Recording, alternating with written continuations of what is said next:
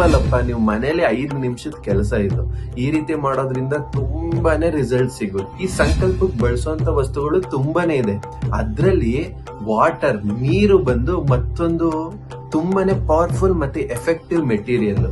ಮತ್ತೆ ಆ ಪುಣ್ಯವಂತರು ಮುಳುಗೆದ್ದಿರೋ ನೀರಲ್ಲಿರೋ ಪುಣ್ಯ ಶಕ್ತಿ, ಆ ವಾಟರ್ ನನ್ಗೂ ಕೂಡ ಪುಣ್ಯನ ಕೊಡುತ್ತೆ. ನಿಮ್ಗೆ ಗೊತ್ತಿದ್ಯಾ, ನಮ್ಮ ಕಾಯಿಲೆನ ಅಥವಾ ನಮ್ಮ ದೇಹದಲ್ಲಿರೋ ಪ್ರಾಬ್ಲಮ್ಸ್ ನ ನನ್ನ ಮೈಂಡ್ ಇಂದ ಕಮಾಂಡ್ ಮಾಡಿ ಹೋಗಿಸ್ಬೋದು. ಈ ರೀತಿ ಮಾಡೋದ್ರಿಂದ ನಿಮ್ಮ ಎನರ್ಜಿನ ನೀವೇ ಚೇಂಜ್ ಮಾಡ್ತಾ ಹೋಗ್ತೀರಾ. ಆ ವಾಟರ್ ಅದಕ್ಕೆ ಹೆಲ್ಪ್ ಮಾಡುತ್ತೆ. ನಾವು ಅದಕ್ಕೊಂದು ರಿಚುವಲ್ ತರ ಇಟ್ವಿ, ಬಟ್ ಅದು ಸೈಂಟಿಫಿಕ್ ಆಗಿ ಯಾರಿಗೂ ಎಕ್ಸ್ಪ್ಲೇನ್ ಮಾಡಕ್ ಬರ್ಲಿಲ್ಲ. ಅದಕ್ಕೆ ಅದನ್ನೆಲ್ಲ ಬಿಡ್ತಾ ಬಂದ್ರು ನಮ್ಮ ನ್ಯೂ ಜನರೇಷನ್.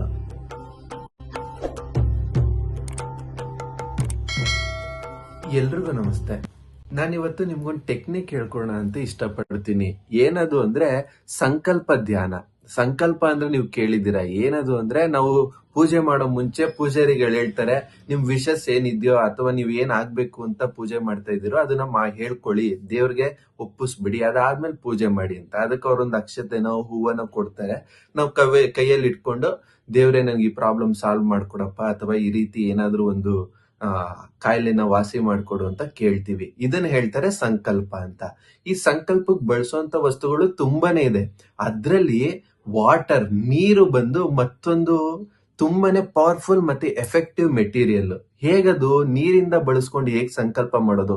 ಸಿಂಪಲ್ ಅಪ್ಪ, ನೀವು ಮನೇಲಿ 5 ನಿಮಿಷದ ಕೆಲಸ ಇದು. ಈ ರೀತಿ ಮಾಡೋದ್ರಿಂದ ತುಂಬಾನೇ ರಿಸಲ್ಟ್ ಸಿಗುತ್ತೆ. ಇದು 200% ನೀವು ಪ್ರಾಕ್ಟೀಸ್ ಮಾಡಿ, ನೀವು ವರ್ಕ್ ಮಾಡಿ, ನೀವು ರಿಸಲ್ಟ್ ನೋಡ್ಬೇಕು. ಯಾಕೆ ಅಂದ್ರೆ ಈಗ ಫಸ್ಟ್ ಎಲ್ರಿಗೂ ಕ್ವಶನ್ ಬರುತ್ತೆ, ಈಗ ಡೈರೆಕ್ಟ್ ಈ ತರ ನೀರಲ್ಲಿ ಇಟ್ಕೊಂಡು ಈ ಟೆಕ್ನಿಕ್ ಹೇಳ್ಕೊಂಡ್ರೆ ಹೆಂಗ್ ವರ್ಕ್ ಆಗುತ್ತೆ ಇದೆಲ್ಲ ಅಂತ ನಾರ್ಮಲ್ ಆಗಿ ಕ್ವಶನ್ ಬಂದೇ ಬರುತ್ತೆ. ಅದಕ್ಕೆ ಸ್ವಲ್ಪ ಸೈಂಟಿಫಿಕ್ ಆಗಿ ಎಕ್ಸ್ಪ್ಲೇನ್ ಮಾಡ್ಬಿಡ್ತೀನಿ. ಏನಂದ್ರೆ ಈ ಪ್ರಪಂಚದಲ್ಲಿರೋ ಎಲ್ಲಾ ವಸ್ತುಗಳು ಮ್ಯಾಟರ್ ಇಂದ ಆಗಿದೆ ಅಂತ, ಅಂದ್ರೆ ಅಣುವಿನಿಂದಾಗಿದೆ. ಆ ಅಣುಗಳಿಗೆ ಎಲ್ಲದಕ್ಕೂ ಮನ್ಸಿರುತ್ತೆ ಅಂತ. ಇದು ನಿಮ್ಗೆ ಗೊತ್ತಿದೆ ಅಲ್ವೋ? ಈಗ ಸಪೋಸ್ ಒಂದು ಗಿಡದ ಹತ್ರ ಮಾತಾಡ್ಸಿದ್ರೆ ನಾವು ಅದಕ್ ಮಾತಾಡ್ತೀವಿ, ಯಾಕೆ ಅದು ಒಣಗೋಗ್ತಿದ್ರೆ ನೀವು ಡೈಲಿ ಮಾತಾಡಿ, ನೀನಿಲ್ಲ ಚೆನ್ನಾಗಿ ಬೆಳಿತೀಯ, ಹೆಲ್ತಿ ಆಗಿದ್ಯಾ, ನೀನು ಹೂವ ಕೊಡ್ತೀಯಾ ಅಂತ ನೀನ್ ನಿಜವಾಗ್ಲೂ ಕಂಟಿನ್ಯೂಸ್ ಆಗಿ ಹೇಳಿ ನೋಡಿ, 1 ವಾರ 10 ದಿನ ಅದು ನಿಧಾನಕ್ಕೆ ಚಿಗ್ರಕ್ ಶುರು ಆಗುತ್ತೆ. ಇದು ನಾನು ಹೇಳ್ದೆ ನಂಬೋದಲ್ಲ, ನೀವು ಎಕ್ಸ್ಪೆರಿಮೆಂಟ್ ಮಾಡಿದ್ರೆ ಗೊತ್ತಾಗುತ್ತೆ. ಮತ್ತೆ ಎಷ್ಟೊಂದ್ ಜನಕ್ಕೆ ಇದು ಗೊತ್ತು ಕೂಡ ಅಲ್ವಾ? ಅದೇ ರೀತಿ ಪ್ರತಿಯೊಂದು ವಸ್ತು ಕೂಡ ನೀವು ಮಾತಾಡ್ಬೋದು. ಈಗ ಸಪೋಸ್ ಯಾವ್ದೋ ಒಂದು ವಸ್ತು ತುದಿಲಿ ಇತ್ತು ಅನ್ಕೊಳ್ಳಿ, ಅದು ಬಿದೋಗ್ತಾ ಇರುತ್ತೆ. ನೀವು ದಯವಿಟ್ಟು ಇಲ್ಲೇ ಇರು, ನಾನು ಬರ್ತೀನಿ ಹೋಗ್ಬಿಟ್ಟು ಅಂದ್ರೆ ಅದು ಅಲ್ಲೇ ನಿಂತಿರುತ್ತೆ.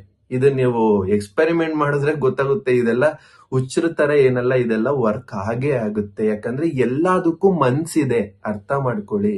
ಹೌದಾ? ಇದೇ ಟೆಕ್ನಿಕ್ ನ ಯೂಸ್ ಮಾಡಿ ನಮ್ಮ ಸನಾತನದಲ್ಲಿ ಮಾಡಿಸ್ತಿದ್ದಾರೆ. ಏನಂದ್ರೆ ನೀವು ದೇವಸ್ಥಾನದಲ್ಲಿ ಕಲ್ಯಾಣಿಗಳನ್ನ ನೋಡಿದ್ದೀರಲ್ವಾ? ಕಲ್ಯಾಣಿ ಅಥವಾ ಹರಿಯೋ ನದಿ ಇರುತ್ತೆ. ಆ ನದಿಲ್ ಕಂಪಲ್ಸರಿ ನೀವು ಮುಳುಗಿ ನೀವು ದೇವಸ್ಥಾನದ್ದು ಅಥವಾ ದೇವ್ರ ದರ್ಶನ ಮಾಡ್ಬೇಕು ಅಂತ ಹೇಳ್ತಾರೆ.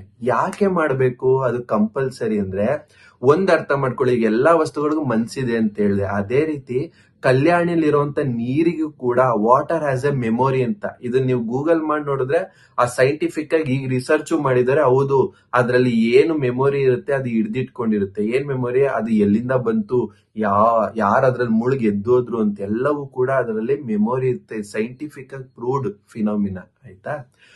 ಯಾಕೆ ಅದ್ರಲ್ಲಿ ನಾವು ಮುಳುಗಿ ಎದೊಳ್ಬೇಕು ಅಂದ್ರೆ, ಆ ಸುತ್ತಮುತ್ತ ಇರುತ್ತಲ್ಲ ದೇವತೆಗಳ ಗರ್ಭಗುಡಿಯಲ್ಲಿ, ಆ ದೇವ್ರುಗಳು ಕೂಡ ಅದರಲ್ಲಿ ಬಂದು ಮುಳುಗಿ ಎದ್ದೋಗಿರ್ತಾರೆ. ಆ ವಾಟರ್ ಅದ್ರಲ್ಲಿ ಯಾರು ಡಿಸಾಲ್ವ್ ಆಗಿರ್ತಾರೆ ಅಥವಾ ಯಾರು ಅದರಲ್ಲಿ ಮುಳುಗಿ ಎದ್ದಿರ್ತಾರೋ ಅವರ ನೆನಪುಗಳು ಅಥವಾ ಅವರ ಶಕ್ತಿನ ಹಿಡ್ದಿಟ್ಕೊಂಡಿರುತ್ತೆ. ಅಂತ ಡಿವೈನ್ ಬೀಯಿಂಗ್, ಲೈಟ್ ಬೀಯಿಂಗ್ಸ್ ಅಂತ ಪುಣ್ಯಾತ್ಮರು ಬಂದು ಮುಳುಗಿ ಎದ್ದೋಳಿದ್ದಾರೆ ಅಂದ್ರೆ ಅದರ ಅಷ್ಟು ಪುಣ್ಯ ಕಲೆಕ್ಟ್ ಆಗಿರುತ್ತೆ. ನಾವು ಕರ್ಮ ತೊಳ್ಕೊಳಕ್ಕಿರೋ ದೇವಸ್ಥಾನಕ್ಕೆ ಹೋಗೋದು, ನಾವು ಹೋಗಿ ಮುಳುಗ್ದಾಗ ಅಕಸ್ಮಾತ್ ನಮ್ಮಲ್ಲಿರೋ ಪ್ರಭಾವಳಿಲಿರುವಂತ ಕರ್ಮಗಳಿದ್ರೆ ಅದು ತೊಳೆಯುತ್ತೆ, ವಾಟರ್ ವಾಶ್ ಕೂಡ ಆಗುತ್ತೆ. ಮತ್ತೆ ಆ ಪುಣ್ಯವಂತರು ಮುಳುಗೆದ್ದಿರೋ ನೀರಲ್ಲಿರೋ ಪುಣ್ಯ ಶಕ್ತಿ, ಆ ವಾಟರ್ ನನ್ಗೂ ಕೂಡ ಪುಣ್ಯನ ಕೊಡುತ್ತೆ. ನಾನು ಕೂಡ ಶುದ್ಧ ಆಗಿ ಆ ಮಡಿ ಬಟ್ಟೆಲ್ ಹೋದ್ರು ಹೋಗ್ಬೋದು, ಇಲ್ಲ ನಾನು ಶುದ್ಧವಾಗಿ ಆ ದೇವರ ದರ್ಶನ ಮಾಡ್ತೀನಿ ಅಂತ ಹೇಳ್ತಾರೆ. ಇದು ಕಾನ್ಸೆಪ್ಟ್. ಅರ್ಥ ಆಯ್ತಲ್ವಾ? ಆ ಕಾರಣಕ್ಕೇನೆ ಕಲ್ಯಾಣಿಲಿ ಸ್ನಾನ ಮಾಡಿ ಅನ್ನೋದು. ಈಗ ಮುಳುಗಿ ಎದ್ದು ಆ ಕಲ್ಯಾಣಿನೂ ಕೂಡ ನಾವು ಹಾಳು ಮಾಡ್ತಾ ಇದೀವಿ. ಓಕೆ, ಹರಿಯೋ ನದಿಲಿ ಯಾಕೆ ಸ್ನಾನ ಇಂಪಾರ್ಟೆಂಟ್ ಅಂದ್ರೆ, ಹರಿಯೋ ನದಿ ಅದು ಕೂಡ ವಾಟರ್ ವಾಶ್ ಮಾಡುತ್ತೆ, ಮತ್ತೆ ಅದು ನಮ್ಮ ನೆಗೆಟಿವ್ ನ ತೊಳೆಯುತ್ತೆ, ಪುಣ್ಯ ಕೊಡಲ್ಲ. ಬಟ್ ಈ ಕಲ್ಯಾಣಿಗಳು ಏನಿರುತ್ತಲ್ಲ, ಅದಾಗ್ಲಿ ಮಾನಸ ಸರೋವರದಲ್ಲಿ ಈಗಲೂ ಕೂಡ ದೇವತೆಗಳು ಡಿಪ್ ಆಗಿ ಹೋಗ್ತಾರೆ, ಅದೆಲ್ಲ ನಿಜನೇ ಕೂಡ. ಆ ಕಾರಣಕ್ಕೆ ಹೇಳ್ತಾರೆ ಅಲ್ಲಿ ಡಿಪ್ ಆಗಿ ಎದ್ದು ಹೋಗಿ ಅಂತ. ಈಗ ಇಷ್ಟು ಹೇಳಿದ್ಮೇಲೆ ನಿಮಗ್ ಗೊತ್ತಾಯ್ತು, ಆ ವಾಟರ್ ನಾವ್ ಏನ್ ಹೇಳ್ತೀವೋ ಅಥವಾ ಯಾರು ಮುಳುಗ್ ಎದೊಳ್ತಾರೋ ಅವ್ರದ್ದು ಮೆಮೊರಿ ಇಟ್ಕೊಂಡಿರುತ್ತೆ, ಆ ಶಕ್ತಿ ಇರುತ್ತೆ ಅನ್ನೋ ಕ್ಲಾರಿಟಿ ಸಿಕ್ಕಿದೆ.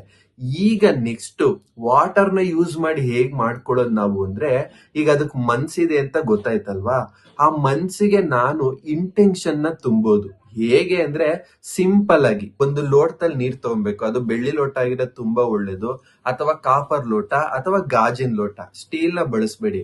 ಆ ಒಂದು ಲೋಟ ಪೂರ್ತಿ ಲೋಟನ ನೀವು ಎಡಗೈನಲ್ಲಿ ಇಟ್ಕೊಂಡು ಅದ್ರ ಮೇಲೆ ನಿಮ್ಮ ಬಲಗೈನ ಮುಚ್ಚಿ, ನಿಮ್ಮ ಹಾರ್ಟ್ ಚಕ್ರ ಅಂತೀವಿ ಅಲ್ಲಿ ಇಟ್ಕೊಂಡು ಕಣ್ಣು ಮುಚ್ಚಿ ನೀವು ಸಂಕಲ್ಪ ಮಾಡೋದು.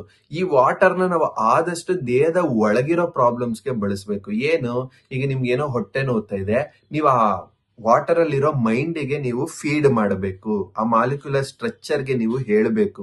ಏನಂತ, ಈಗ ನನ್ನ ದೇಹದಲ್ಲಿರುವಂತ ಹೊಟ್ಟೆ ನೋವನ್ನ ನೀನು ಹೋಗ್ಸು, ಅಥವಾ ನನ್ನ ತಲೆಯಲ್ಲಿರುವಂತ ನೋವನ್ನ ಹೋಗ್ಸು, ಅಥವಾ ನನ್ಗೇನೋ ಕುಸ್ದಂಗೆ ಭಯ ಆಗ್ತಾ ಇರುತ್ತೆ, ಆ ಭಯನ ನೀನು ಕ್ಲಿಯರ್ ಮಾಡು ಅಂತ ನೀವು ಹೇಳ್ಬೇಕು. ಕಮಾಂಡ್ ಮಾಡಿ ಆ ನೀರ್ಗೆ ಒಂದು 2 ರಿಂದ 3 ನಿಮಿಷ ಅದ್ರ ಮೇಲೆ ಕೈ ಇಡಬೇಕು. ಎಕ್ಸ್ಟ್ರಾ ಬೇಕಾದ್ರೆ ಆಡ್ ಮಾಡ್ಕೊಳ್ಳೋದು, ಆ ವಾಟರ್ನ ನೀವು ಚಿಗುರು ಎಲೆ ಹಸಿರು ಬಣ್ಣ ಅಂದ್ರೆ light green colour, radium green ಇರುತ್ತಲ್ಲ, ಆ ಗ್ರೀನ್ ಕಲರ್ ನ ವಿಜುವಲೈಸ್ ಮಾಡ್ತಾ ಪೂರ್ತಿ ಇಡೀ ನೀರು ಲೈಟ್ ಗ್ರೀನ್ ಕಲರ್ ಆಗ್ತಿದೆ ಅಂತ ಒಂದು 2 to 3 ಮಿನಿಟ್ಸ್ ಕೈ ಇಟ್ಕೊಂಡು ಪೂರ್ತಿ ಎನರ್ಜೈಸ್ ಆದ್ಮೇಲೆ ಆ ನೀರ್ನ ನೀವು ಕುಡಿಬಹುದು. ಈ ರೀತಿ ಸಿಂಪಲ್ ಆಗಿ ಮಾಡೋದ್ರಿಂದ ಆ ವಾಟರ್ ನ ನೀವು ಎನರ್ಜೈಸ್ ಮಾಡೋ ಟೆಕ್ನಿಕ್, ಮತ್ತೆ ಆ ವಾಟರ್ಗೆ ನೀವು ನಿಮ್ಮ ಇಂಟೆನ್ಷನ್ ತುಂಬ್ತೀರಾ. ಯಾಕೆ ಆ ನೀರು ಒಳಗಡೆ ಹೋಗಿ ಆ ಕೆಲ್ಸನ ನೀನ್ ಮಾಡು ಅಂತ ಹೇಳ್ತೀರಾ, ಕಮಾಂಡ್ ಮಾಡ್ತೀರಾ.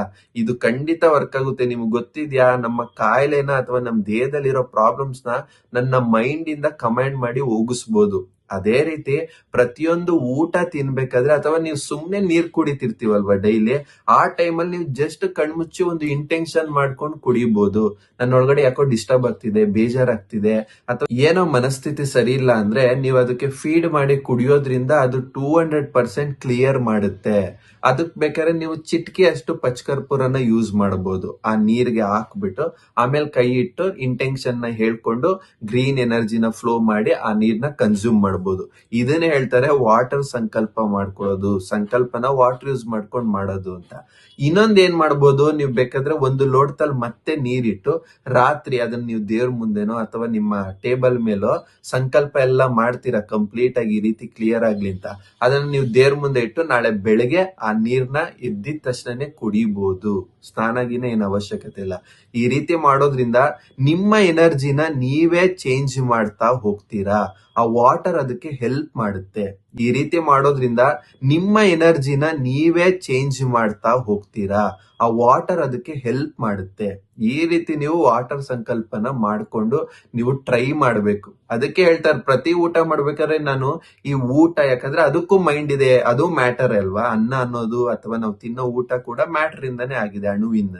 ಅದಕ್ಕೆ ಮೈಂಡ್ ಇರುತ್ತೆ. ಆ ಮೈಂಡ್ ನಾನು ಹೇಳ್ಬೇಕು, ನೀನ್ ನನ್ಗೆ ದೇಹದಲ್ಲಿ ಹೆಲ್ತ್ ಕೊಡು, ನನಗ್ ಶಕ್ತಿ ಕೊಡು, ಅಥವಾ ನನಗೆ ಇದರಿಂದ ಪಾಸಿಟಿವ್ ಹೆಲ್ತ್, ವೆಯ್ಟ್ ಗೇನ್ ಆಗೋ ತರ ಮಾಡು ಅಂತೆಲ್ಲ ಹೇಳ್ಕೊಂಡು ನೀವು ಸಂಕಲ್ಪ ಮಾಡಿ ತಿನ್ಬೋದು. ಅದಕ್ಕೇನೆ ನಾವು ಅದಕ್ಕೊಂದು ರಿಚುವಲ್ ತರ ಇಟ್ವಿ. ಬಟ್ ಅದು ಸೈಂಟಿಫಿಕ್ ಆಗಿ ಯಾರಿಗೂ ಎಕ್ಸ್ಪ್ಲೇನ್ ಮಾಡಕ್ ಬರ್ಲಿಲ್ಲ.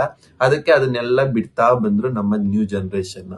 ಬಟ್ ಎಲ್ಲದಕ್ಕೂ ಅರ್ಥ ಇದೆ. ಈ ರೀತಿ ನೀವು ಮಾಡುವಂತ ಪ್ರತಿಯೊಂದು ಕೆಲಸ ಅಥವಾ ಪ್ರತಿಯೊಂದು ಆಚರಣೆನೂ ಕೂಡ ಡಿವೈನ್ ಮಾಡ್ತಾ ಹೋಗ್ಬೋದು, ಅಥವಾ ಸೈಂಟಿಫಿಕ್ ಆಗಿ ಅರ್ಥ ಮಾಡ್ಕೊಂಡು ಲಾಜಿಕಲ್ ಆಗಿ, ಅಂದ್ರೆ ಎಲ್ರು ಪ್ರಶ್ನೆ ಕೇಳಿದ್ರೆ ವಾಪಸ್ ಉತ್ತರ ಹೇಳುವಷ್ಟು ನೀವು ರೆಡಿ ಆಗ್ಬೋದು. ಈ ರೀತಿ ವಾಟರ್ ಸಂಕಲ್ಪ ಧ್ಯಾನ ಮಾಡ್ಕೊಂಡು ನಿಮ್ಮ ಪ್ರಾಬ್ಲಮ್ಸ್ ನ ನೀವು ಸಾಲ್ವ್ ಮಾಡ್ಕೊಳ್ಳಿ.